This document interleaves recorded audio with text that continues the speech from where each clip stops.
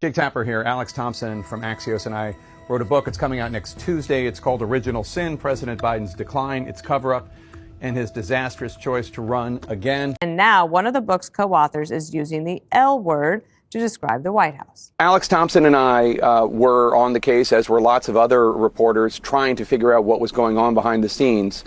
But the bottom line is the White House was lying, not only to the press, not only to the public, but they were lying to members of their own cabinet.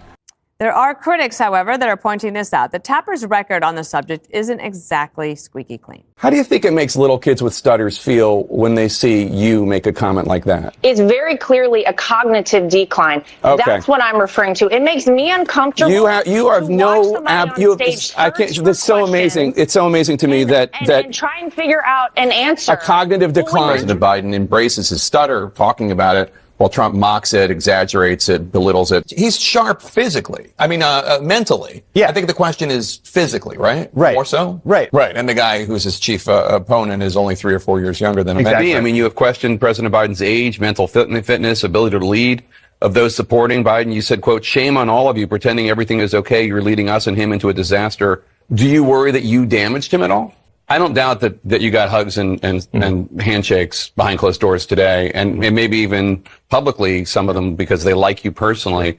But I've heard a lot of really nasty stuff about you from your Democratic colleagues. Sure. I mean, just like, what is he thinking? Exercise in narcissism. I mean, false claims to the Wall Street Journal about President Biden's mental fitness and acuity. He's 81, and his memory, it doesn't seem great. It's not horrible, but I don't understand the outrage. Quote, behind closed doors, Biden shows signs of slipping, unquote. The Wall Street Journal is owned by News Corp, which is run by the Murdochs. Beyond the headline, there is some critical nuance here. The article is mostly based on observations of Republicans, with former Speaker Kevin McCarthy the only one going on the record. They do note in the article that most of the criticism comes from Republicans. Have you heard any concerns from anyone who has met with President Biden about him seeming a little slower? No. The Russians are trying to make us and the public not trust our election integrity. Joe Biden has dementia, all this stuff. Washington Post just put out a piece examining how President Biden embraces his stutter, talking about it, while Trump mocks it, exaggerates it, belittles it. He's sharp physically. I mean, mentally. Yeah. I think the question is physically, right? He's 81, and his memory, it doesn't seem great. It's not horrible. The book is drawn from more than 200 interviews with mostly Democratic insiders, almost all of them after the election. And one of the things we were shocked to learn, the White House physician, Dr. Kevin O'Connor, talked about how if Biden had one more fall, he might actually need to be in a wheelchair. But this was all put off until after the election. They did not want images of Biden in a wheelchair out there. Every time he comes on stage or they turn to him, I'm like, Joe, can you get it out? Let's get the words out, Joe. You kind of feel bad for him. How do you think it makes little kids with stutters feel when they see you make a comment like that? First and foremost, I had no idea that Joe Biden ever suffered from a stutter. I think what we see on stage with Joe Biden, Jake, is very clearly a cognitive decline. Okay. That's what I'm referring to. It makes me uncomfortable. This is so amazing. It's so amazing to me that try and figure out an answer. A cognitive decline. Well, when you're trying to tell me that what I was suggesting was I think that you were mocking his stutter. Yeah, I think you were mocking his stutter, and I think you have absolutely no standing to diagnose somebody's cognitive decline. I would think that somebody in the Trump family would be more sensitive to people who do not have medical licenses diagnosing politicians from afar. Plenty of people have diagnosed your father from afar, and I'm sure it offends you. Your father-in-law from afar. I'm sure it offends you. You don't have any standing to say. I'm not diagnosing him. What I'm saying, Jake, you just talked is about that a cognitive decline. That Joe Biden I have one last struggling question for you, Laura. You can't times on stage, and it's very concerning to a lot of people that this could be the leader of the free world. Okay. That is all I'm saying. I genuinely feel sorry for Joe Biden. I appreciate it. I'm sure. And I don't want to,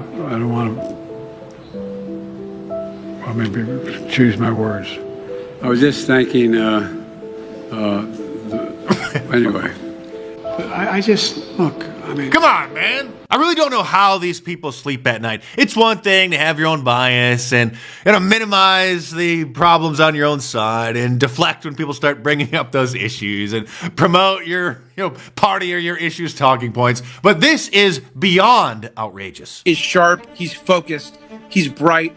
I don't have any concerns, and that's from personal interactions. This version of Biden is the best Biden ever. Not a close second.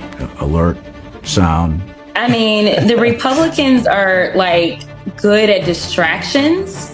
I think you have absolutely no standing to diagnose somebody's cognitive decline. New this morning, President Biden's closest advisors privately discussed the possibility that he may need to use a wheelchair if he won re-election because his physical health had deteriorated so much. That scoop out this morning from Axios. It's one of the many details in the soon-to-be-released new book titled Original Sin. Blah, blah. Yeah, we get it. You might recall that Biden started to have problems with a shuffling gait that the administration was very sensitive about. There was a time when they started having people walk with him to Marine One. Those people were there to kind of like hide the fact that his gait was as bad as it was and also have them there in case he stumbled. The White House would say that this gait issue was because Biden had fallen after the election of 2020, but the truth is that it didn't have to do with that. Dr. O'Connor's medical report said that that injury was completely healed. This had to do with other degenerative problems.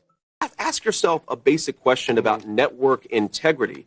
You guys talked about the Russia hoax nonstop. The FBI was investigating it. The FBI was investigating it, and so we recovered them. And so you took the words of unnamed FBI agents and put them on your network as if they were the gospel truth. You did it again and again. A viewer of your network would have believed that Donald Trump and Vladimir Putin conspired in 2016. No. That was totally and preposterously false. No. Well, that's what you just that's said why. is false. We covered an FBI investigation. I don't know why you want to talk about the FBI investigation. You covered it in a way that gave credence to anonymous sources' accusations. You did it yourself. Your network did it, Jake. But again, can we talk about the issues that Americans care most about? I'm talking about things that Donald Trump has said. Yes. If you have an issue with whether or not he's talking about the economy enough, that's between you and your running mate. I'm talking about things he has said this week. Every single rally that he does, he talks about how he wants to unleash American energy so we can lower the cost of groceries. He talks about the fact that housing has become unaffordable. He talks about the wide open border, Jake. Kamala Harris and her allies, it's interesting. Kamala Harris and her media allies, and I would put CNN in this category. You guys seem to care. I'll tell you that. They wouldn't. Well, they should watch your network more because you guys seem to care more about Donald Trump's past than the future of the American people. We're running this campaign on making the American dream. I'm specifically asking about how Donald Trump is going to be president in the future should he win, and then we're being told he's going to pursue economic policies that lower the cost of groceries and make life more affordable again. He talks about it every single day on the campaign trail, and so do I. What you're talking about is an anonymously sourced story, or one guy nothing anonymously sourced, or who one guy who is a disgruntled employee. I told you where five other people pushed back against him and said that what he said was dishonest. So why don't we talk about the policy that's affecting American citizens and not what Donald Trump allegedly said, according to one guy who's pissed off because he got fired by Donald Trump?